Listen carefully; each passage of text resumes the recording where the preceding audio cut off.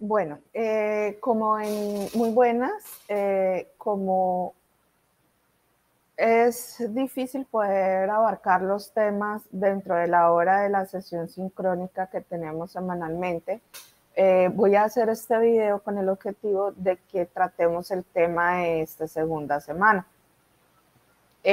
Vamos a hablar entonces sobre el profesor y el estudiante en el siglo XXI, actores protagónicos en la transformación del aprendizaje.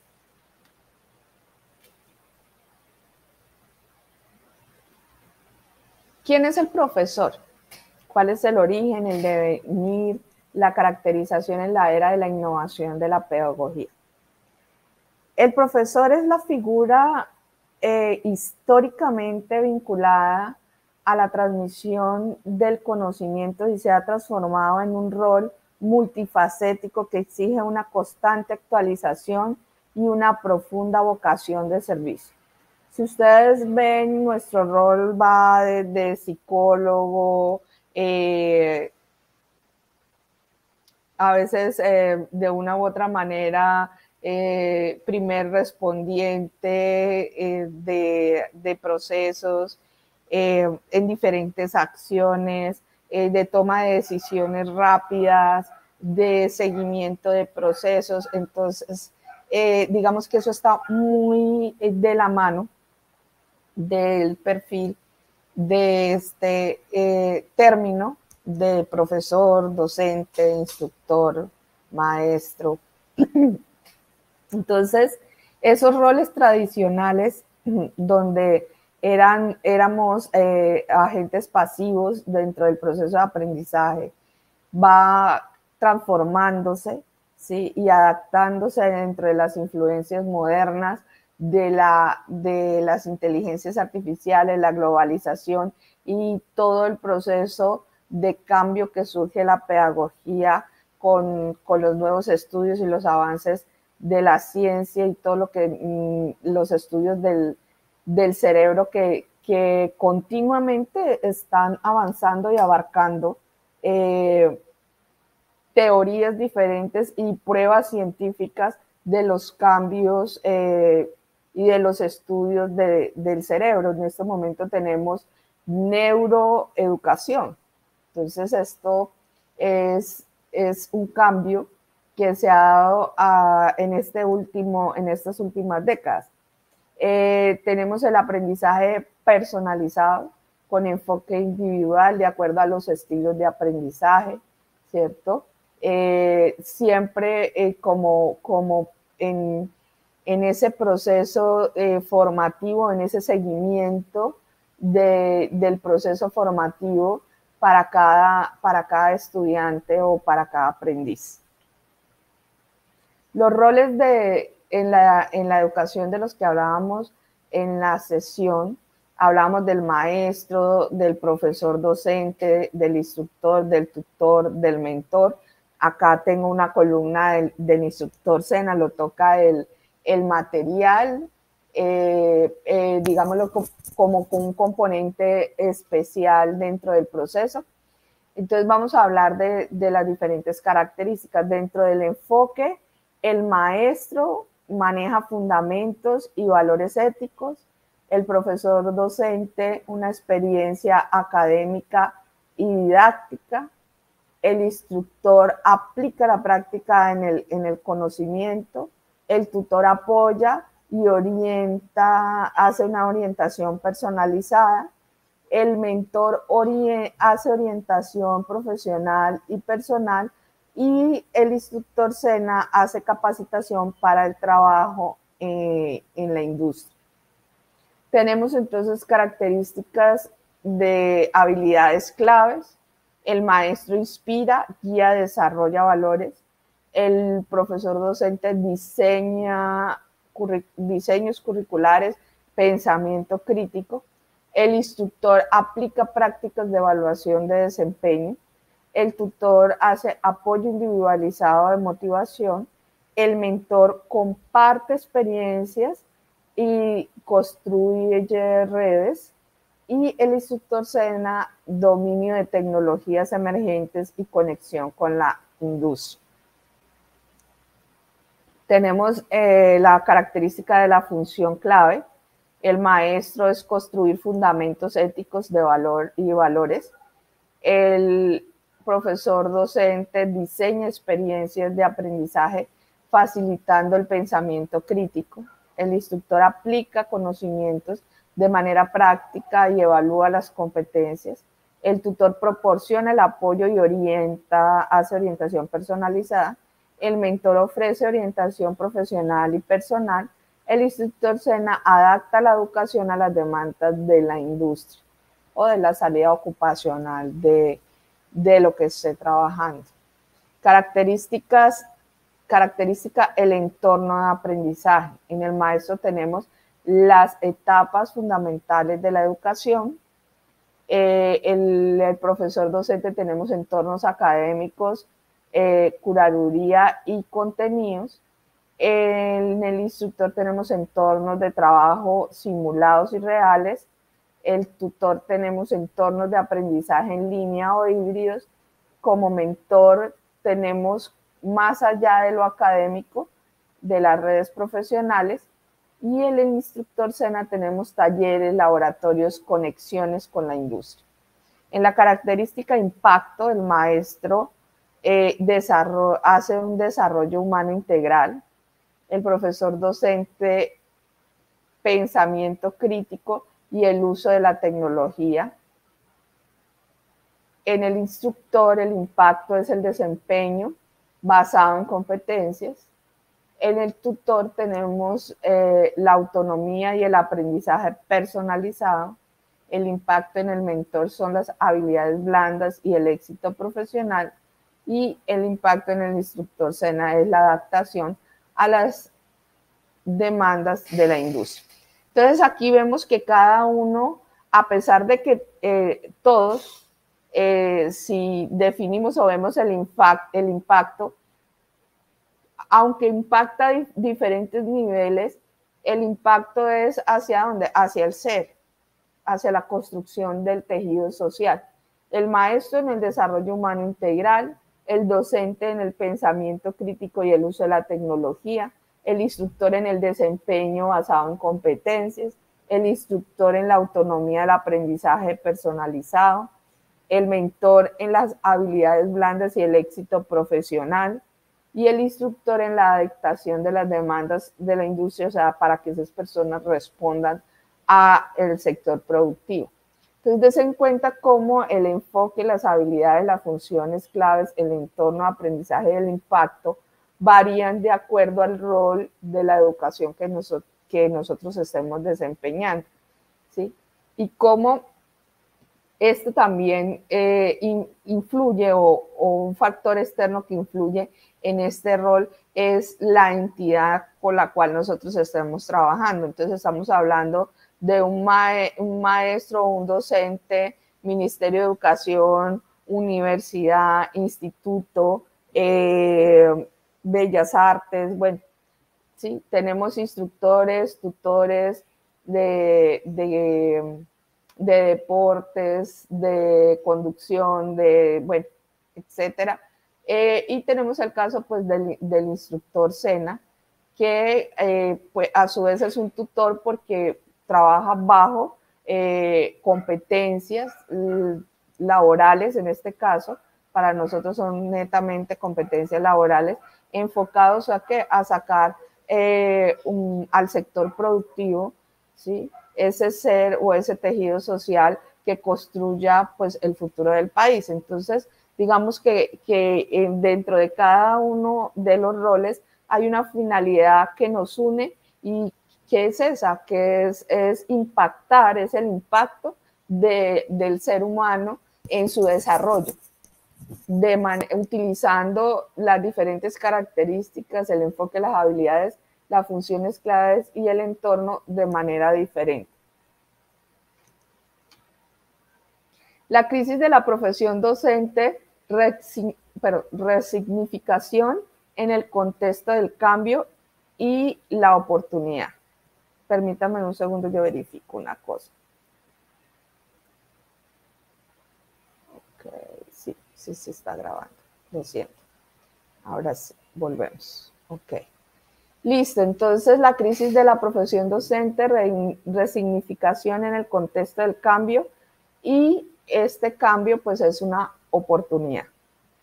Entonces acá tenemos que la crisis de la profesión docente señala el enfoque original persistente de algunos aspectos como condiciones laborales, prestigio social, pero que se transforma en una oportunidad de resignificación.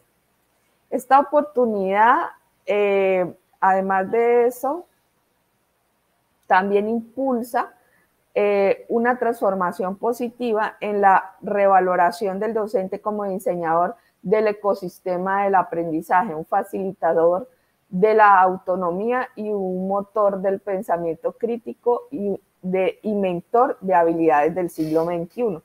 Entonces tenemos en la base de nuestra pirámide, tenemos la protección y la navegación en el área digital respecto a lo que es el acoso y la desinformación. Entonces, si bien en este momento, lo hablábamos en la sesión, tenemos la información en la palma de la mano con nuestros celulares, tenemos la web y tenemos eso, sabemos que ahí no todo lo que brilla es oro y no toda la información que existe ahí es válida y es positiva para el proceso de enseñanza-aprendizaje o para el desarrollo de estas personas que estamos formando.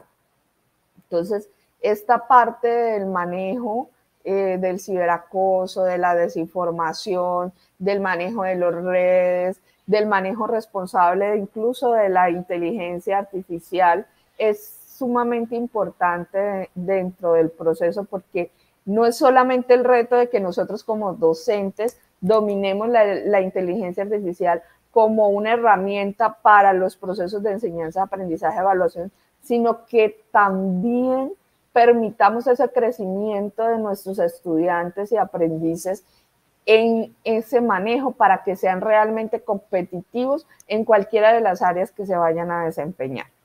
Tenemos entonces el bienestar del docente con el autocuidado y el apoyo institucional, esa lucha de condiciones laborales, esa lucha del número de personas en un grupo dentro del área escolar.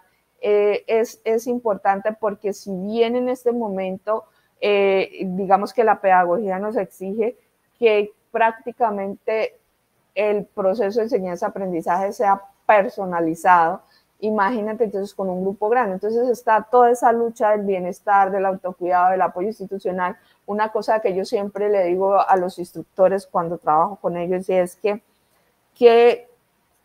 pule a un diamante, otro diamante, ¿cierto? Para poder ser nosotros pulidores de diamantes o para poder ser nosotros docentes, instructores, maestros, ¿sí? Debemos trabajar en nosotros muchísimo, en nuestro bienestar, en nuestro manejo de inteligencia emocional. Como todas las personas tenemos defectos, tenemos virtudes, pero debemos trabajar mucho en esta parte. ¿Por qué? Porque ¿qué es lo que más enseña de un docente? O sea, ¿cuál es su factor principal que le permite enseñar o que le permite impactar a ese grupo de personas? Es el ejemplo. Entonces, en esa parte es muy importante el autocuidado y esta parte del apoyo institucional por la cual se han librado tantas luchas. La parte de la brecha digital y la adaptación tecnológica del dominio de las herramientas digitales y las pedagogías emergentes. Entonces, en esta era, estamos en una era de cambio tecnológico, de avances tecnológicos muy grandes y a pasos agigantados. Digamos que la pandemia nos dio un empujón súper grande en este proceso de toda la parte digital. Entonces, en este momento, aparte del manejo digital, estamos manipulando o haciendo malabares con la parte de la inteligencia artificial, ¿sí? Con la neuroeducación. Entonces, toda esta parte es súper importante que estemos al día con estas tendencias pedagógicas y con esas tendencias tecnológicas que nos permiten realmente ser un apalancamiento y una herramienta para esas personas que estamos formando. Tenemos entonces la gestión de la diversidad en el aula y la atención con diferentes estilos y necesidades.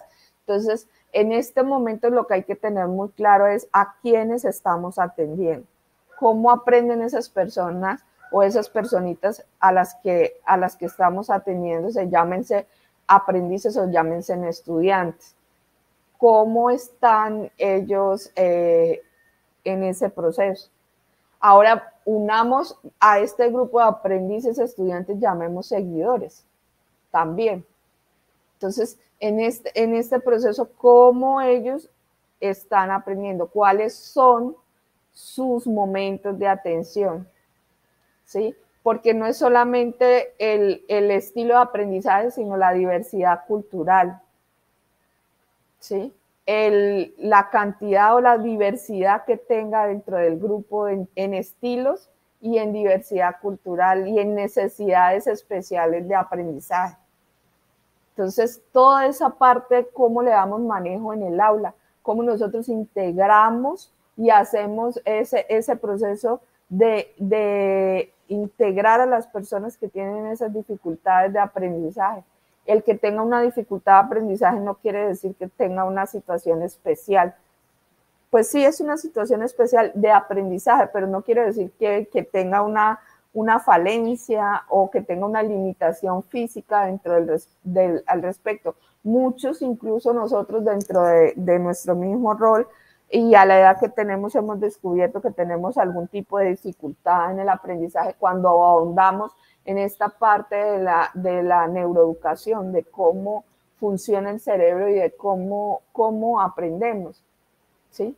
Y cómo encasillamos entonces en estos estilos de aprendizaje. Entonces, esta parte también es muy importante de la diversidad en el aula y cómo nosotros le damos manejos, qué estrategias utilizamos en ese proceso.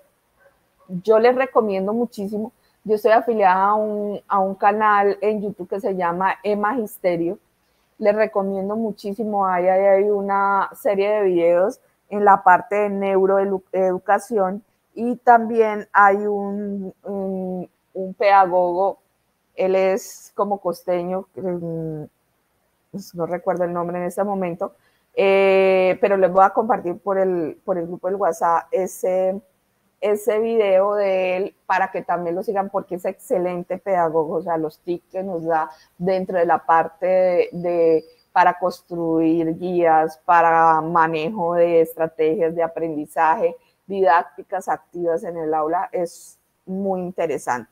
Entonces, esa parte es importante tenerla en cuenta. Ya dentro de la punta de nuestra pirámide, tenemos la revaloración del docente como diseñador del ecosistema de aprendizaje. Somos nosotros los que diseñamos ese ecosistema de aprendizaje y los que manejamos ese proceso de aprendizaje. Voy a hacer un comentario acá, entre paréntesis, un docente me dijo, es que ahora no voy a hacer crítica de su estado en ese momento, pero me dijo, es que ahora como instructores y docentes tenemos que ser como payasos de circo.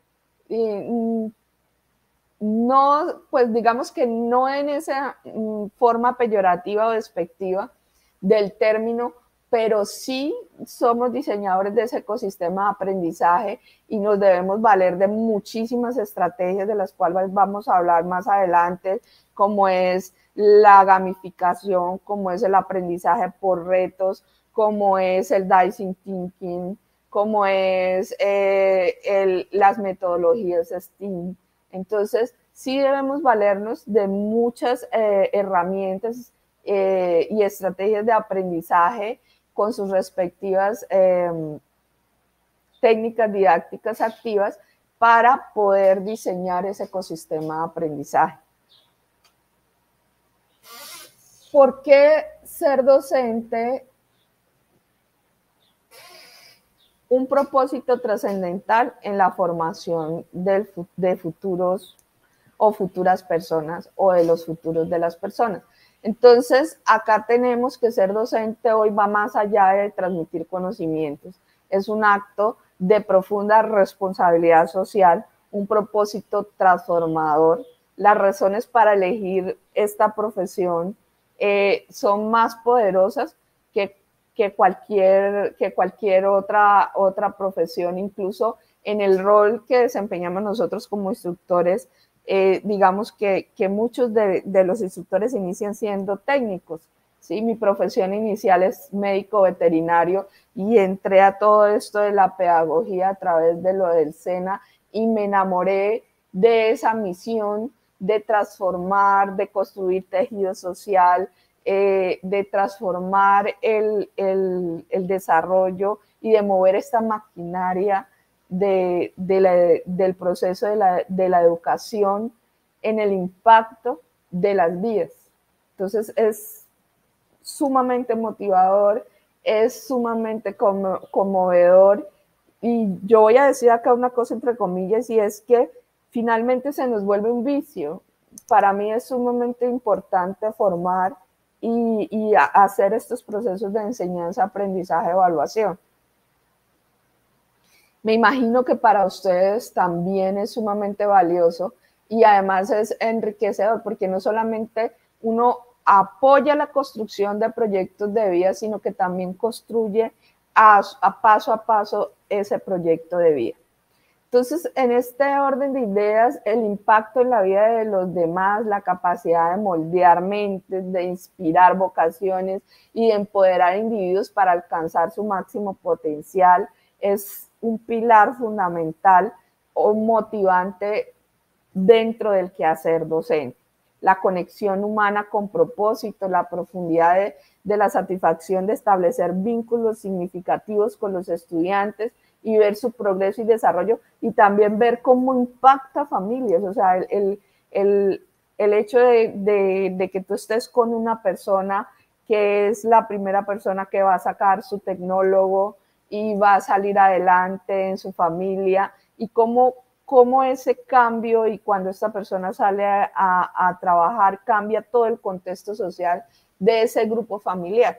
Entonces es también muy motivante. El aprendizaje continuo y el crecimiento personal. La docencia obliga a una constante actualización, tanto en el área del conocimiento como en el área pedagógica, fomentando el desarrollo intelectual y personal.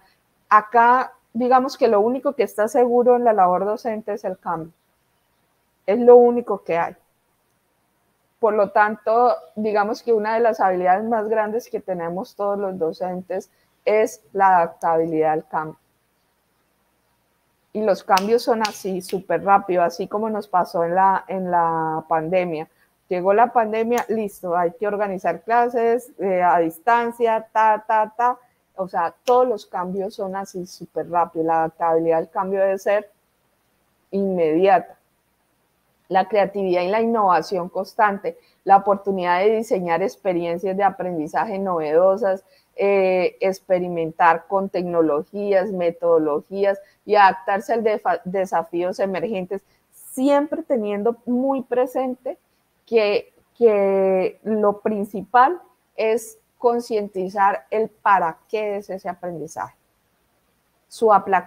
Yo digo que la mayor motivación, ¿sí?, que puede uno generar en el aula es hacer consciente a ese aprendiz o a ese estudiante de para qué le sirve ese conocimiento y cuál es la aplicación de ese conocimiento. Porque ese conocimiento se convierte en una necesidad en su vida. Esa es la motivación más grande. Y la única forma de hacer eso es formar por competencia. Es lo más importante ahí. La construcción de futuro. Ser parte activa en la formación de ciudadanos críticos, éticos, competentes, capaces de construir una sociedad más justa, sostenible e innovadora. O sea, toda la parte cognitiva que nosotros debemos manejar, bien sea por parte del currículo, es muy importante. pero de esa misma manera es muy importante lo que es el currículo oculto, todas estas habilidades blandas que van a fortalecer ese currículo que nosotros estemos trabajando. En este momento creo que uno de los retos que más tenemos en este momento es toda esta parte de la inteligencia emocional y darle manejo a toda esta población de jóvenes que estamos recibiendo con una terrible incapacidad a soportar la frustración, a darle manejo a sus emociones, a tolerar, a ser pacientes en un proceso, a ser constantes. Entonces, toda esa parte de habilidades blandas es muy importante que nosotros las trabajemos dentro del currículo oculto, del currículo que estemos desarrollando. El docente como creativo e intelectual en la era digital. Entonces, tenemos docente creativo con pensamiento innovador, diseños de contenidos interactivos utilizando herramientas multimedia, ¿sí? Realidad aumentada, realidad virtual para crear materiales educativos inmersivos. Fomentar el pensamiento de diseño por medio de Design Thinking. Tenemos la aplicación de metodologías de revolución, de solución de problemas, involucrando pues a los estudiantes dentro de los procesos de ideación, creación y prototipado. Tenemos el uso de la inteligencia artificial en exploradores de herramientas de generador de ideas, en creadores de materiales, incluso en co-crear escenarios de aprendizaje con estudiantes. Estrategias de gamificación, diseñar experiencias de aprendizaje que incorporen elementos de juego para aumentar el compromiso, la motivación. Entonces ahí tenemos el aprendizaje basado en retos, el aprendizaje basado en juegos, ¿sí? Todo esto en la dinámica de la gamificación y de una narrativa que permita hacer un proceso como inmersivo en el juego o en el reto que se esté manejando, aumentando el compromiso, aumentando la motivación y aumenta también muchísimo la creatividad. En la parte intelectual, curador del conocimiento, entonces tenemos curación y filtrado de información en un mundo que está sobrecargado de una gran lluvia de información a través de las redes sociales, a través de la web, donde debe ser capaz el docente de filtrar esas fuentes que realmente son confiables, discernir esa información y enseñar a los estudiantes y aprendices a hacer ese proceso, ¿sí? Para lidiar con todo ese bombardeo mediático y de información con el que vivimos hoy en día.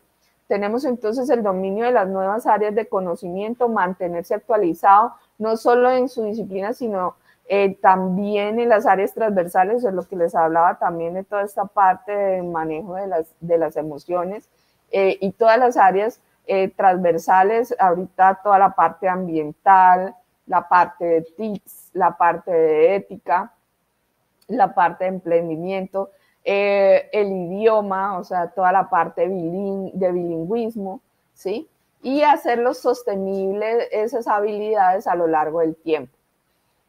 Fomentar el fomento de la investigación autónoma, guiar a los estudiantes para que desarrollen sus propias habilidades de investigación, análisis, síntesis de información y que sean precursores de su proceso de enseñanza, aprendizaje, evaluación, agentes activos dentro de ese mismo proceso.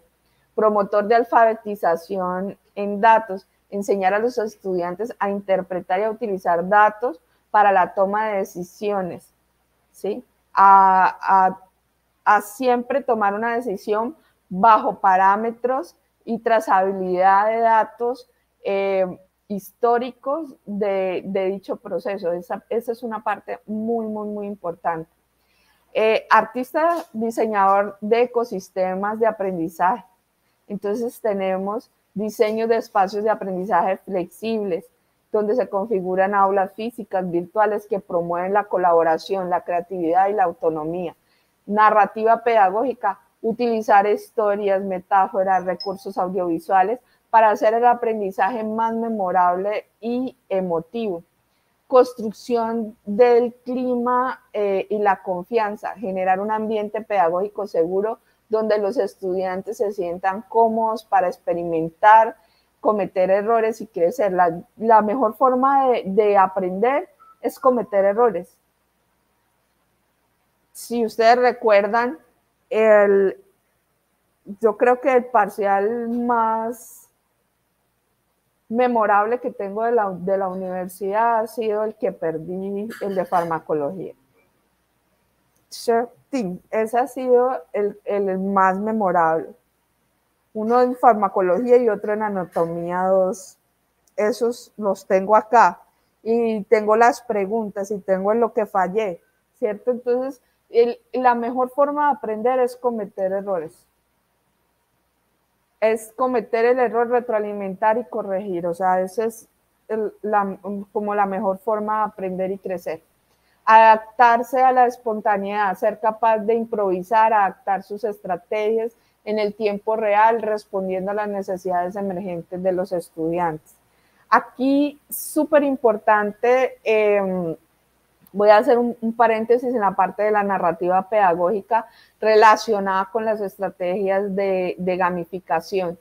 En esta época en que, digamos, ¿cómo lo llamamos? Bueno, que está el anime, que están, bueno, todos estos muñecos de los que nuestros adolescentes y jóvenes adultos son tan fan, en los cuales me incluyo, podemos utilizarlos como herramientas de apalancamiento para hacer narrativas pedagógicas que motiven, ¿sí? Y que hagan el proceso de enseñanza-aprendizaje un proceso agradable, un proceso enriquecedor y además de eso que involucre intereses externos como lo son el anime, bueno, los cartoon y todas estas cosas que están hoy en día en este furor.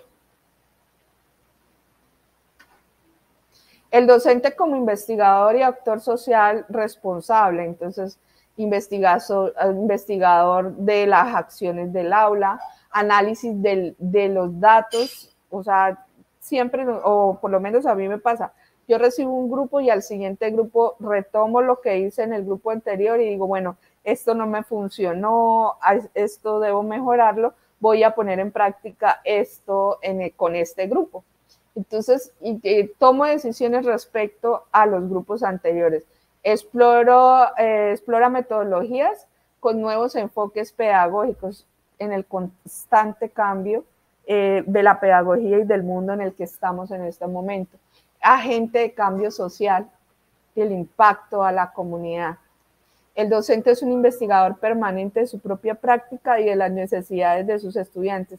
Su rol se amplifica hacia la investigación, acción, el uso de datos de aprendizaje, la exploración de nuevas metodologías y la investigación sobre el impacto social. Nuestra responsabilidad social de formar seres críticos, democráticos, libres y éticos, libres pensadores para incorporar al tejido social y impulsar el desarrollo del país, pues es obviamente, digamos que una responsabilidad súper grande del docente. El docente tiene esa inmensa responsabilidad que incluye de la formación ciudadana digital en la educación para la sostenibilidad, el fomento de la diversidad y la inclusión, la promoción de pensamiento crítico y la argumentación y ética de la inteligencia artificial. Entonces, lo que les decía en la sesión, no es solamente nosotros utilizar la inteligencia artificial como una herramienta dentro de los procesos en el aula, sino que además enseñarlos a ellos a utilizarla para que sean responsables en su uso y además de que sea una herramienta de apalancamiento para las labores que ellos van a desempeñar y hacerlos competitivos realmente en esas salidas ocupacionales o en ese futuro de proyecto de vida que ellos aspiran tener. El instructor SENA como líder de la formación para el trabajo. Entonces, el instructor SENA como figura clave en la formación profesional integral es un referente de la adaptación de la educación en las demandas del sector productivo. Su rol requiere dominio de tecnologías emergentes, diseño de ambientes de aprendizaje productivos, experticia en metodologías activas, mentoría en el emprendimiento, conexión en el emprendimiento, formación en habilidades blandas y actualización permanente. ¿Quién es el estudiante? La caracterización y el desarrollo en la era del aprendizaje personalizado. Entonces tenemos que el estudiante es el discípulo, la relación en mentoría profunda, ya cuando digamos que es un proceso de muchísimos años. Tenemos el joven o aquel niño que lo recibimos en el colegio desde el preescolar y que termina graduándose en el colegio. Prácticamente ahí lo que tenemos es un discípulo. Alumno estudiante tenemos, es un participante activo, no receptor, no es un receptor pasivo, lo que les decía, de involucrar a nuestro aprendiz, alumno, estudiante en el proceso de que sea responsable de su proceso de aprendizaje y sea un participante, un actor sumamente activo dentro de ese proceso. El aprendiz como constructor activo de su conocimiento. O sea, nosotros acá en el SENA, digamos que eso es un lineamiento súper básico donde él es el constructor activo de ese conocimiento. El estudiante del siglo XXI es un actor mucho más activo, con acceso a una cantidad de información sin precedentes y a una cantidad de herramientas digitales, pues también sin precedentes. Su caracterización debe reflejarse en la nueva realidad, en la globalización, en el desarrollo tecnológico. En términos, se reflejan diferentes niveles de participación y madurez en el proceso del aprendizaje. El estudiante de hoy es en esencia un aprendiz activo, autogestionado, con capacidad para co-construir su trayectoria educativa. Su motivación va más allá de lo extrínseco e intrínseco. La motivación del motor del aprendizaje, si bien las motivaciones intrínsecas como las calificaciones y el reconocimiento, extrínsecas, calificaciones y reconocimiento, e intrínsecas como el placer de aprender y la curiosidad, siguen siendo relevantes dentro de nuestros procesos de enseñanza y aprendizaje, se suman a nuevas dimensiones como la motivación internalizada, donde asume de parte externa esa necesidad o ese proceso, la autonomía, la maestría o el propósito de especializarse. Hoy en día, si ustedes se dan cuenta, el propósito de muchas personas es de pronto no ir a la universidad y cambia ese enfoque, por lo cual las universidades y los, digamos, toda la parte de educación tradicional está bastante alertada con este proceso, porque ya en este momento no es tanto que tenga una maestría o que tenga una carrera, sino hice tales cursos y esta es mi experiencia en este proceso.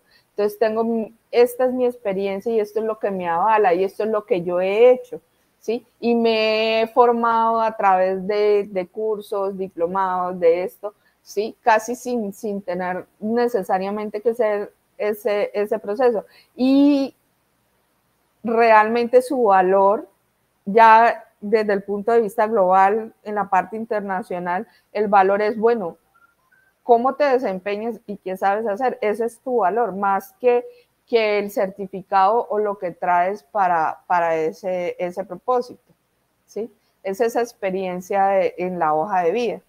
el propósito como tal, dentro de su proyecto de vida, la retroalimentación personalizada, la gamificación y la conexión en intereses reales.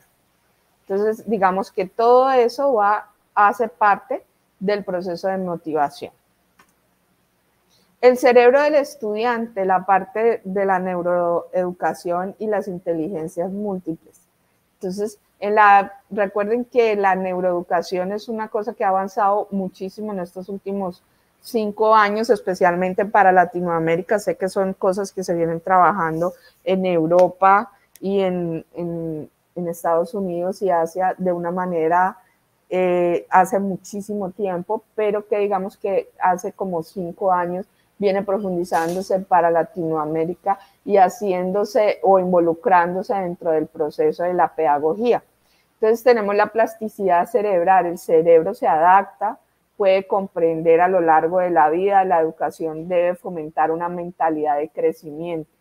La atención y la memoria, entender cómo funciona la atención y la memoria para diseñar contenidos que no sobrecarguen cognitivamente y que faciliten retener a largo plazo, considerando la distracción digital. Aquí hay que tener muy en cuenta de que como docentes debemos priorizar cuáles son realmente esos conocimientos importantes que deben estar en la memoria y qué estrategias vamos nosotros a trabajar para que se hagan esos caminos neuronales respecto a ese conocimiento. ¿Y qué otro conocimiento? Pues es de fácil acceso. Entonces voy a poner un ejemplo aquí. En una sala de emergencias un médico no puede tomar la tableta para tomar una decisión o consultar una decisión médica porque su toma de decisiones debe ser sumamente rápida y debe ser con lo que tiene en su mente. Entonces su capacidad de memorización debe ser muy amplia y dentro de ese proceso de enseñanza-aprendizaje al que estuvo sometido, debieron haberse hecho estrategias muy fuertes para que ampliara su memoria y quedaran esos conocimientos a largo plazo en su mente. Entonces, esta parte hay que manejarla. La única manera de manejar memoria a largo plazo es, bien sea con el placer o bien sea con el placer, la risa, la gratificación, que perpetúa en el tiempo, o sea, un recuerdo siempre, porque el tiempo pasado siempre es mejor, porque siempre recordamos las cosas bonitas, las cosas feas tratamos de bloquear. Y la otra cosa es el dolor, el esfuerzo o el impacto, ¿sí? Negativo, como lo que les comentaba de haber perdido los exámenes en la universidad, que todavía recuerdo ese par de exámenes que me impactaron, que me repitieron y recuerdo a perfección cuáles fueron las preguntas y cuáles fueron los conocimientos que no, o sea, del ensayo al error. Ese es el proceso que impacta también permanentemente esos caminos neuronales y que permiten afianzar esa memoria. Entonces, la regulación de las emociones. Las emociones influyen directamente en el aprendizaje. El estudiante debe desarrollar habilidades de autorregulación, emoción, para manejar el estrés, la frustración y mantener la concentración. Acá hay una emoción que está asociada al aprendizaje, que es el juego y la alegría. Y eso lo vemos desde preescolar. Entonces, pues es una manera también como de manejar esta parte. No es la única emoción, pero digamos que esas dos emociones, cada una en su extremo, generan procesos de aprendizaje y que hay que pues saberlas manejar y saber qué conocimientos y qué estrategias podemos implementar dentro del aula. El sueño y el aprendizaje, reconocer la importancia del descanso para el proceso de información y consolidación de la memoria.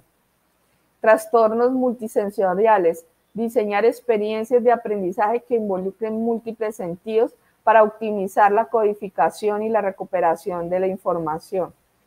A veces visualizar un cuadro inmediatamente nos trae a nuestra mente algún recuerdo, ¿sí? o una experiencia previa. Entonces, esta parte es también muy interesante. Inteligencias múltiples y estilos de aprendizaje. Las teorías de las inteligencias múltiples de Garden siguen siendo fundamental y su aplicación se ha vuelto más asequible con la tecnología. Esto incluye la evaluación diversificada de rutas de aprendizaje, personalizadas y desarrollo de competencias transversales y el aprendizaje por pares. Si bien el mapa de inteligencias múltiples pues que hizo Garden está hecho, no quiere decir que este sea el único ni que sea inflexible totalmente, porque la neuroeducación nos ha demostrado que no es único y que no puede ser naturista únicamente, ¿sí? Sino que puede tener fracciones de diferentes tipos de inteligencia. Hablando ya de la parte de estilos de aprendizaje, si bien ha sido cuestionada la premisa de que los estudiantes aprendan de diferentes maneras, la educación moderna debe ofrecer una diversidad de recursos, metodologías flexibles y herramientas adaptativas para fomentar la metacognición. En la parte de los estilos de aprendizaje personal, muy subjetivamente, considero de que no es de esos, el test de Cobb y los diferentes tests, como que encasillan mucho, nos dan una orientación, ¿sí? Como docentes, para poder manejar estrategias didácticas, pero nos encasillan en un proceso porque si bien en un momento hay un estilo de aprendizaje, al avanzar los procesos de enseñanza-aprendizaje, ese estilo de aprendizaje puede cambiar. ¿Sí? Y también tenemos estilos de aprendizaje donde hay una vinculación de varios estilos. Entonces, hay que tener muy en cuenta estos procesos dentro del aula porque ninguna de las dos teorías es totalmente rígida, ¿sí? Y es muy flexible y debemos acomodarla a nuestro proceso. Sumado a eso, tenemos que tener muy en cuenta todo el proceso sociocultural de donde se esté desarrollando este proceso de enseñanza-aprendizaje. Y ya para cerrar, entonces, tenemos nuestro aprendiz Sena como protagonista de su proyecto de vida y transformador del sector productivo. Entonces, tenemos un aprendiz proactivo, autónomo, capaz de gestionar su propio proceso de aprendizaje, establecer metas, buscar recursos, resolver problemas de formación independiente, ser competente digital y tecnológicamente, no solo un usuario, sino también creador y adaptador de tecnologías en su campo profesional, familiarizado con herramientas de la industria 4.0 y 5.0. Emprendedor e innovador, tenemos con mentalidad de diseño, capacidad de identificar oportunidades, generar ideas, prototipar soluciones y crear su propio camino laboral. Colaborativo y resiliente, habilidoso para trabajar en equipo, comunicarse de manera eficiente, adaptarse a los cambios y superar desafíos en los entornos laborales dinámicos. Ciudadano global y ético, consciente de su rol en la sociedad con valores de responsabilidad social, ambiental y un profundo sentido de la ética profesional. Conectando con el mundo productivo, con capacidad para establecer redes de contacto, networking y entender las dinámicas del mercado laboral para su inserción y progresión. Aprendiz de por vida. Reconoce la necesidad de estar actualizando constantemente sus habilidades y conocimientos para mantenerse en relevancia en el mercado laboral. Entonces, este es como el resumen de nuestro material de la semana 2. Muchísimas gracias.